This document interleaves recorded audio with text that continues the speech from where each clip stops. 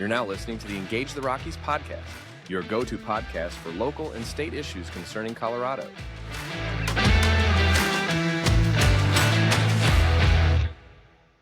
Hello, Colorado. This is Engage the Rockies podcast. I am your host, Jarvis Caldwell, Executive Director of Engage the Rockies. And today we have a very special episode. We're talking about El Paso County government's Pikes Peak Promise. What is it? Who is involved? What are the issues that they're looking to address? And our special guest today is Ryan Parsell. Ryan is the Government Affairs Executive Director for El Paso County, Colorado government. Ryan, thank you for joining us here today. Jarvis, thanks for having me on today. Thank you very much. And so if you're listening to this and you say, well, I don't live in El Paso County, so maybe I'm not too concerned with this episode. This is an important episode because of the topics we're going to cover. They really are issues that I think apply all across the state of Colorado. And this may be something that you may be interested in bringing to your local county or city governments and issues that they need to address as well. So please stay tuned with us here, and we're going to dive right into it. So Pikes Peak Promise. Ryan, what is it? Can you explain it to us and give us a 30,000-foot overview of it? Sure, absolutely. Thank you. And thanks again, Jarvis. Yeah, so I'm a big context person. So to answer a question like that, I got to kind of set the stage a little bit, if you'll permit me. Great. So, El Paso County, we've had a government affairs team for some time, and we work in the public policy arena because we're a political subdivision of the state. And so, a county commissioner and the county-wide elected officials, they have the ability to set certain policies and agendas and everything else. But for the most part, that's driven by policy set by the state. And so it doesn't matter what a commissioner feels about certain issues. We still have to follow the state formula for administering the Department of Human Services or something like that. And so we stood up our policy shop because we have a vested interest in the policies that the state will have us implement for our citizens. And so as we were looking at that, we noticed a couple of things when it comes to the state legislature. And that is that the legislature is a group of, I think, well-intentioned people who are trying to solve problems for the state, but they don't always understand the impacts of those policies on a local level. And I think that people in different sectors would see something similar. So if you really care strongly about education policy, you might see examples of that. If you care about environmental policy, you might see some examples of that. And so one day after one of the sessions, when we were celebrating the close of the session and all the work that we'd engaged in, we started to think about how different organizations work with the legislature.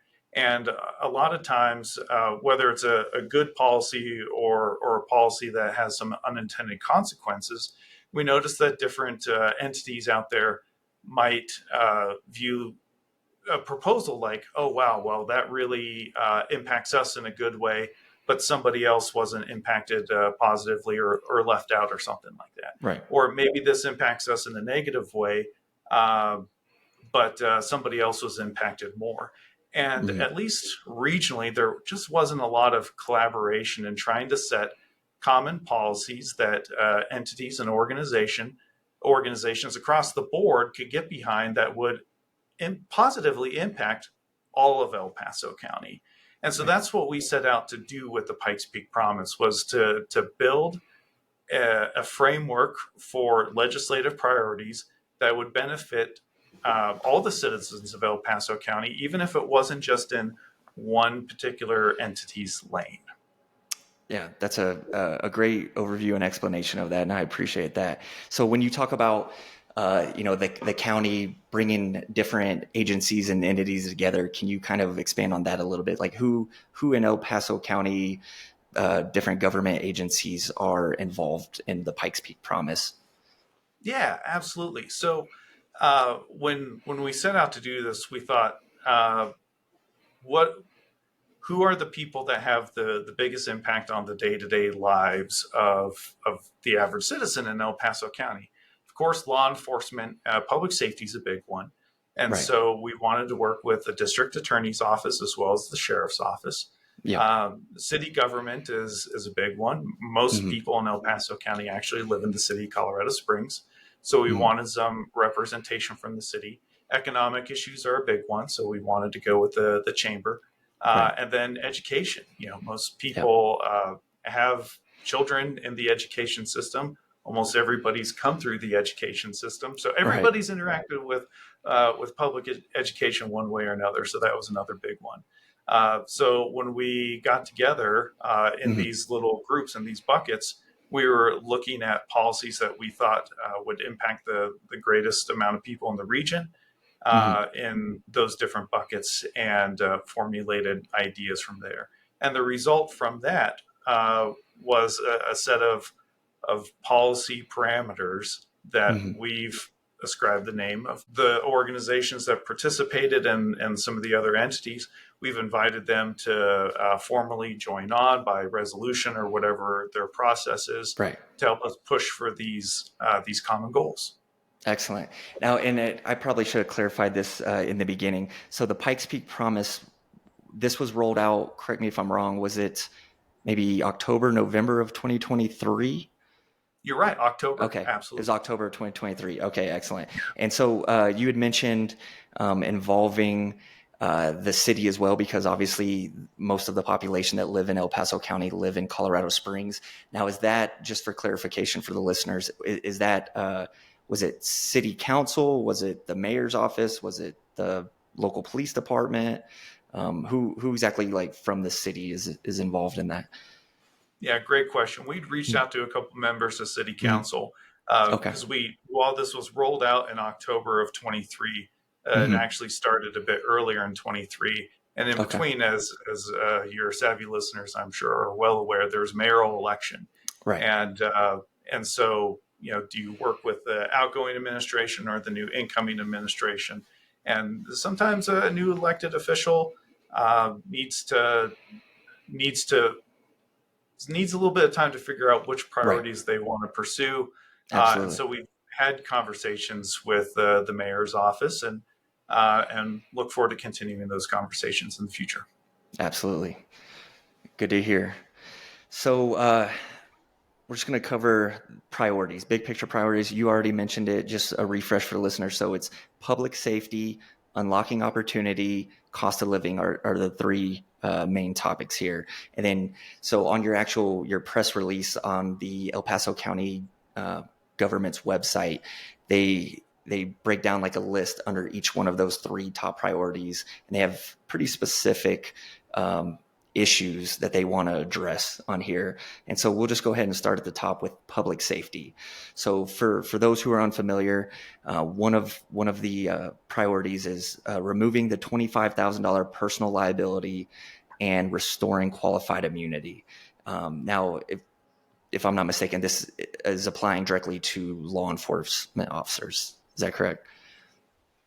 Yeah, absolutely. So, I appreciate you bringing that one Mm-hmm. up right out the gate Yeah. because this is one of those instances where I think the legislature is trying to deal with a very complex topic Right. in law enforcement accountability. Mm-hmm. And for those who may not know, qualified immunity is a doctrine that helps protect actually all government workers. Mm-hmm. Um, as long as they're, for lack of a better term, trying to do the normal aspects of their job.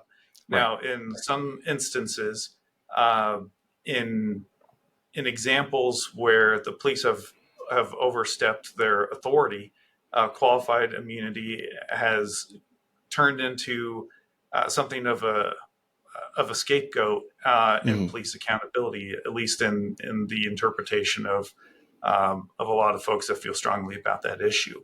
And so Mm-hmm. the legislature passed Senate Bill 2217, Right. which was seeking to tweak qualified immunity as a legal protection for peace officers. but it Right. had a detrimental impact on the ability to recruit and Hmm. retain the sort of peace officers that you want to have on the streets. Um, Yeah. because when you increase the liability and make it personal liability for an individual officer, that makes people pause and think if that's the profession for them, if they're supported by the community in a way that makes their service feel valuable. So we Right. think, for the sake of being able to attract and retain sort of officers that we need, that have the right temperament to serve justice well, that's an important protection to have. And our stance has been that there are already ways on the books in Hmm. Colorado um, to insert accountability when an officer extends beyond their legal authority. Yeah, and I appreciate you bringing up Senate Bill 217. And if I read correctly before when I was preparing for this, so Senate Bill 217, that was a 2020 bill that was passed in the legislature, and I don't know if this was a bill already written, and then it was just coincidental, but I know it was signed not long after the George Floyd incident in Minneapolis. And if I read correctly from the Denver Post, that actually Colorado was the first state in the nation to actually end qualified immunity.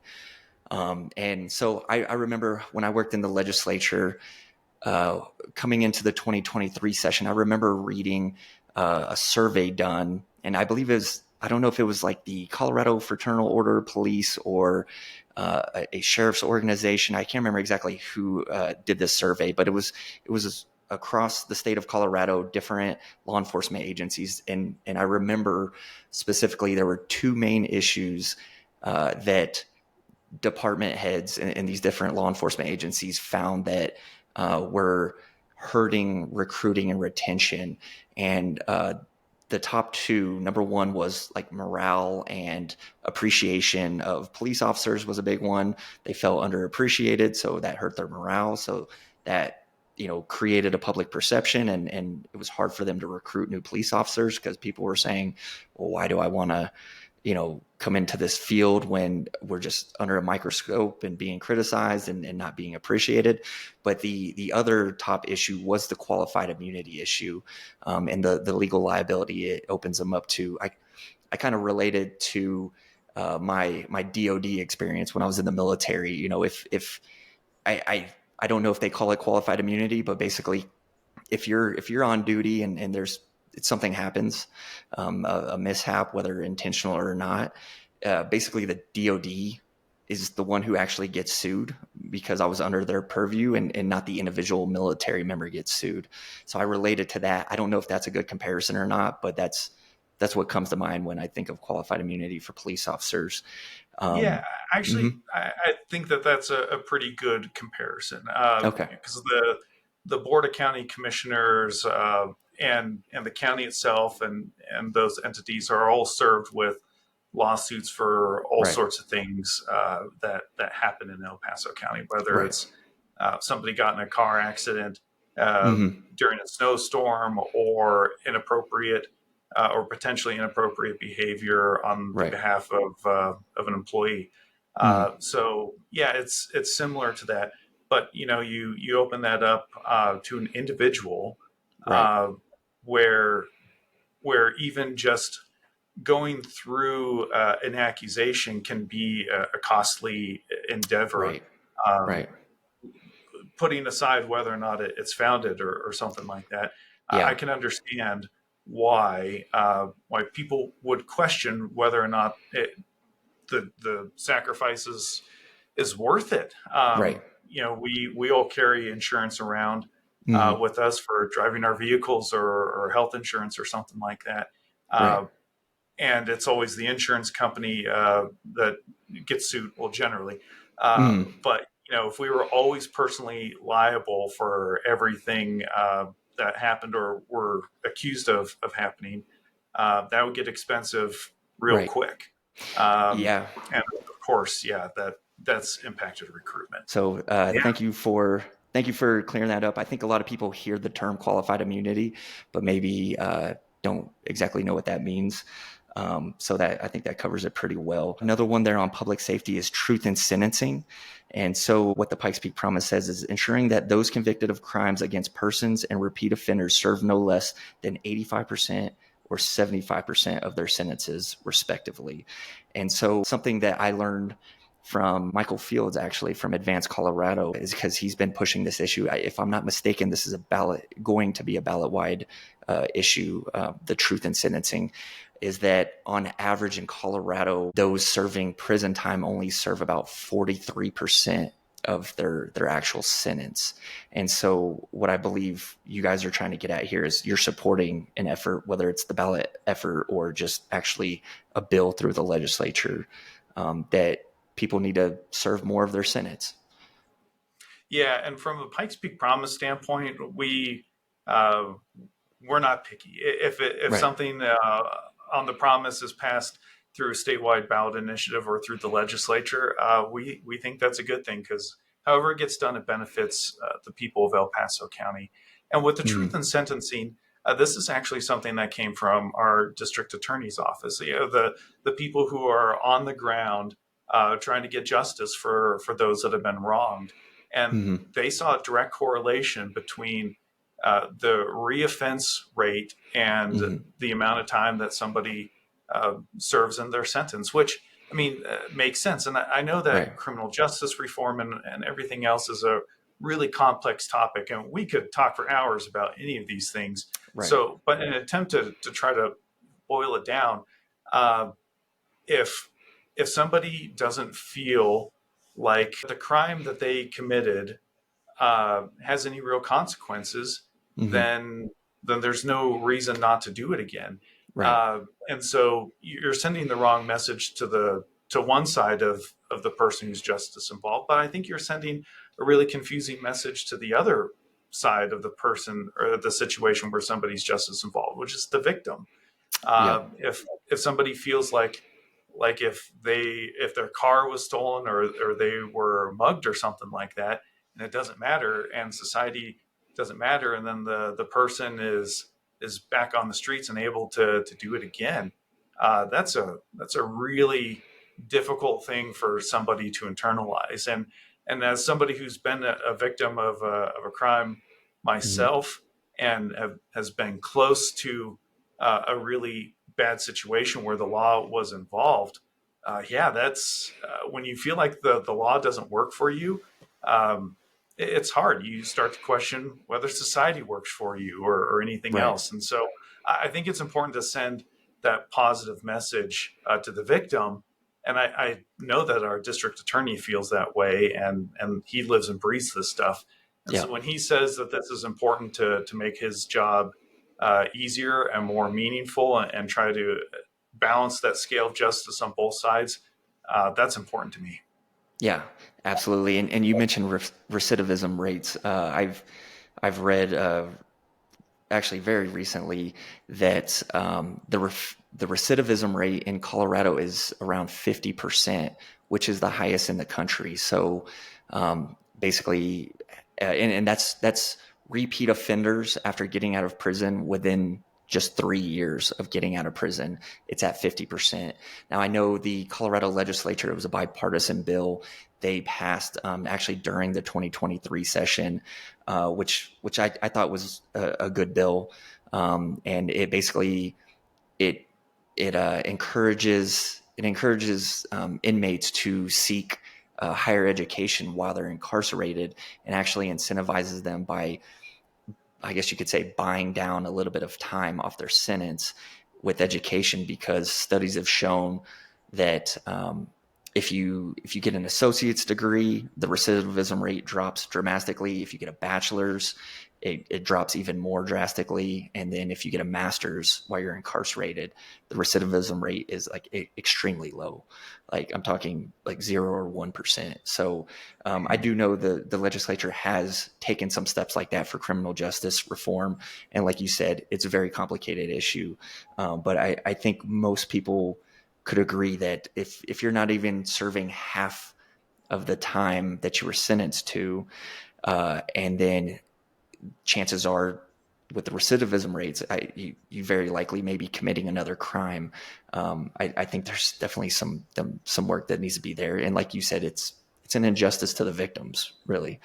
And Yeah, if it is. And to your point too mm, about the education, I mean, I agree. That's a fantastic idea. And mm, you know, with some of these bills that we're talking about, and some of the ones that have tried to work in the criminal mm, justice area, some of them have been bipartisan, and mm, some of those have had those unintended consequences. And the right, legislature, I think, has rightfully gone back and okay, we readdress something that we tried in the past now that we have some data.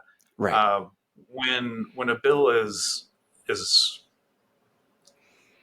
when a bill only comes from one side of the aisle, mm, you miss an important part of that. And so right, if you got bipartisan support and you don't quite get it right, just imagine how much more difficult it is to get the policy right if you're only involving one side of the aisle. yeah, absolutely, And the state, I think, has done some dynamic things. And if you'll mm, permit a little bit of a tangent, please, in a previous job when I worked at the treasurer's office, I sat on the CCI board, which is Colorado Correctionals Incorporated. I think it's been a couple years, and I get that CCI confused with the county CCI sometimes. right, Um, but it's an incredible program where they will take people who are incarcerated and either teach them basic life skills like how to use a tape measure, or train them on different industries, so they've got something to look forward to when they get out.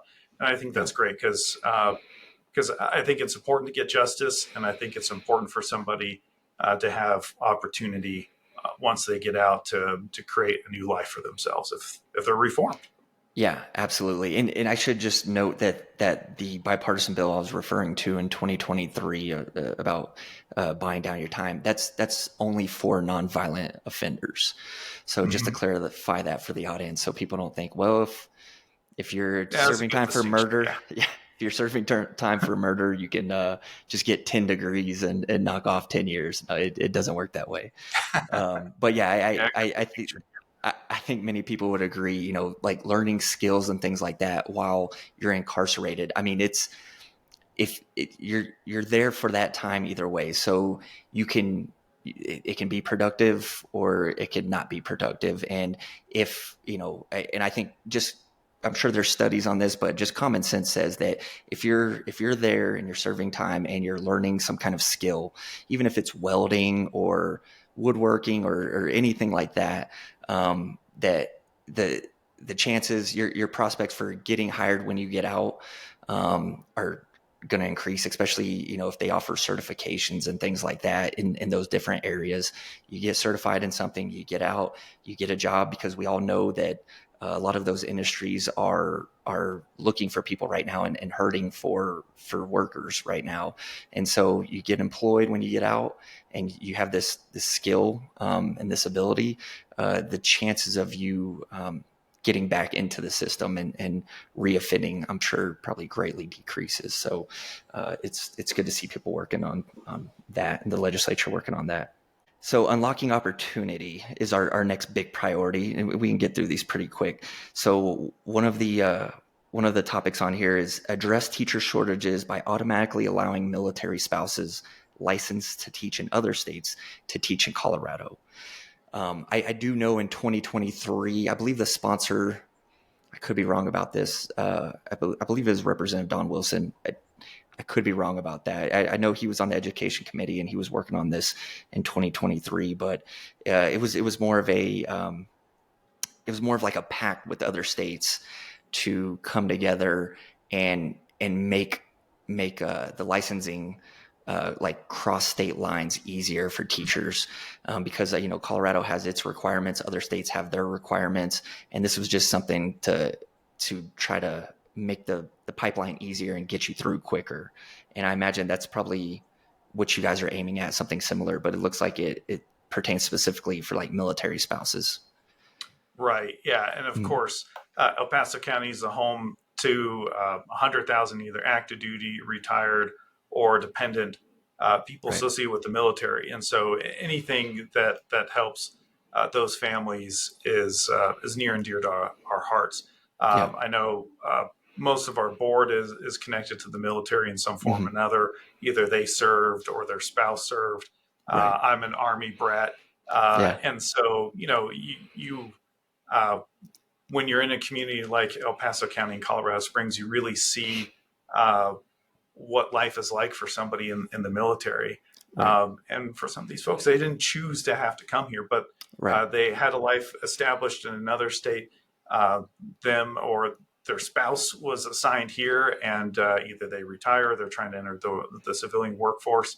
And there are these barriers that exist.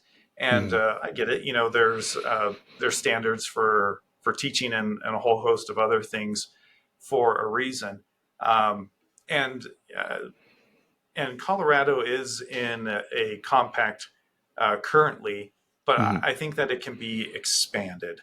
Okay. I think that we can do more, and actually, the legislature this session has 5 or 6 different compact bills Hmm. that address different industries, and we're totally in favor of that. Good. I think that's a good proactive step that the legislature is taking to look at these industries and see what makes sense. And especially in the industries where, to your point earlier, we have a shortage for some of these folks. Right. Um, you've gone through it. Uh, you've gone through a process somewhere else. Now you're here. You're supporting your spouse, or you've got these skill sets. You're trying to enter the workforce. I say, come on in. We need you. So Yeah. please. And military life, the thing with it is, especially depending on, if you're a military spouse, depending on the active members, whether they're an officer or enlisted or what their job specifically is. A lot of times you only go to a new base and you're only there for like 2 years and then you're moving again. I know the officer corps, they move about every 2 years, normally from what I saw when I was in. And so, if there's like a 6-month process or something like that to try to get your license, well, you know, that that's going to be very hard for that spouse who is a teacher, because you move somewhere, by the time you get settled in and you get everything in order, and then you start going through the process of getting the certification for Colorado. But maybe you have a certification in 2 or 3 other states, but you have to do Colorado's, and if it's not efficient, well, you just lost 6 months out of that 2 years there. And then by the time you get hired and everything, and then it's like, okay, well, now maybe you can teach for 1 year. So I think anything that expedites that process so you can get in there quicker, would be a good thing. And you have to imagine, if you're a teacher in wherever, Florida or California or Oklahoma or anywhere, the idea that it's so drastically different from being a teacher in a different state, I just kind of doesn't make sense to me. So it would make more sense to make it as efficient as possible, because I don't think there's going to be that big of a gap whether you're a teacher in a different state and then you come to Colorado. I could be wrong about that. I'm not a teacher, but Yeah, and admittedly, that's not my area of right, expertise, but I think about it too from like a fairness and equity perspective for right, that family. Because to your example, if it does take 6 months, if you were a 2 income family in Oklahoma or California or something, yeah, and we know that the cost of living in Colorado is going up, right, and you want to be able to help provide for your family, but you don't have the opportunity to do that for 6 months or something like that. That yeah, that can have a big impact on a family. I mean, if you lost 30 or 40% of your household income right now, that'd be right, tough, and that would exactly, you're losing out on a skilled person who wants to do good and serve the community in another way, and right, you're impacting them on a personal level. It just seems like the right thing and the fair thing to do, to let them serve. absolutely. Okay, so I know we're running over about 30 minutes right now. So I'm gonna skip ahead and just cover one Yeah, last sorry. quick thing. No, it's Sure. okay. No, it's my fault. So let's get to the last priority, and let's talk about Institute Senior Property Tax Exemption Portability. Yeah. Okay, so that's a whole lot of words, a lot of syllables. Yeah. If you can kind of dumb that down for me, I would really appreciate that. What are we looking at accomplishing here with that, the Yeah. portability aspect? So in Colorado, if you meet certain criteria, you get a property tax exemption Hmm. if you're old enough to qualify, and that extends to some other aspects of our community as well. But one of the excuse me, one of the criteria is that you have to live in the property for a certain amount of time. But Hmm. if you leave that property, you move and buy another house, you lose that tax exemption. The clock resets, and you have to be in that property for the amount of time to qualify for it. Right. And we think that that's a problem. Hmm. If you're looking at the demographic that typically uses that, they're older, they may Hmm. be in a bigger house, but they're empty nesters. Right. But if we're making somebody stay in their house because they want the property tax break, Right. but if they left that house, that would free up housing for a new family that's moving into the state, or somebody who's growing their family or something Right. else. It makes sense, and it again seems fair to let them take that property tax deduction with them when they move to the new place. We think that helps people size into the house that's right for them. That opens up other things for the market and treats that senior with respect. If they've already qualified for it once, they should be able to carry it with them. Yeah, absolutely. That makes sense. And if I'm not mistaken, I read that it was like 10 years Yeah, that they have to live in that house to get that exemption. And so if you're thinking, well, you have a 65-year-old couple, and maybe they have that exemption, but like you said, they want to downsize, they're empty nesters now, and now they're looking at, well, if we sell this house and we downsize and make this house available for, like you said, a growing family who needs those extra bedrooms and things like that. Now if that senior couple moves somewhere, if I understand it correctly, then they would have to wait another 10 years to get that exactly. exemption. And so now I'm using the lowest range at 65, but what if they're 75? And then you're telling them, okay, well, when you're 85, you can get this tax exemption, when we know that they're going to be on a fixed income most likely and things like that. And so that tax exemption actually means a lot, especially when you look at, rising rates and everything. So Yeah, that's, and 10 yeah, years without that exemption, that's a long yeah, time. it's a long Uh, time. It's a very long it's a time. long time to qualify for it, but it's a long time to re-qualify for it. Right. Uh, Exactly. and I can't think of another tax exemption. I might just not be imaginative enough, Mhm. but you deduct your children or something like Right. that. Right. It's not like you have to wait a certain period of time, Right. or they have to re-qualify as a child every couple of years or something until they're 18. Yeah, So exactly. it just it seems like the right thing to do to again show respect for our seniors. Hmm. And again, if you look at this, we're showing that people are valued here, Right. whether it's the military family, or the family that's already here, or somebody else that wants economic opportunity, or seniors. This Hmm. is about showing that we value these people. Uh, we love what they contribute to our state, and we want to make life better for them. Absolutely. Well, Ryan, I think I know you have a meeting coming up here, so I'm going to respect your time. I could probably talk to you for another couple hours about Yes, these issues. yeah. And Uh, sorry if I was long-winded about some of it. no, I'm used to no, radio, so when you said don't treat it like radio, like, right. oh my gosh, I can talk forever.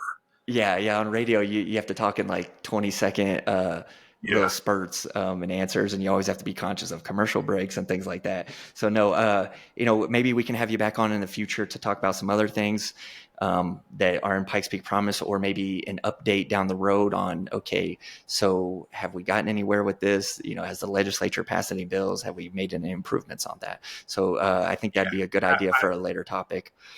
yeah, I'd But love to, because there's a lot going on. I mean, yeah, this is just where we've come to areas of agreement.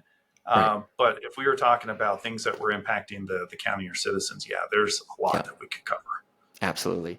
Ryan, I want to say thank you again, and thank you for all the work you guys do at the county government level, and we look forward to seeing what kind of progress gets made on this in the future. Thank you for your interest, and appreciate you having me on, and appreciate what you're doing here too.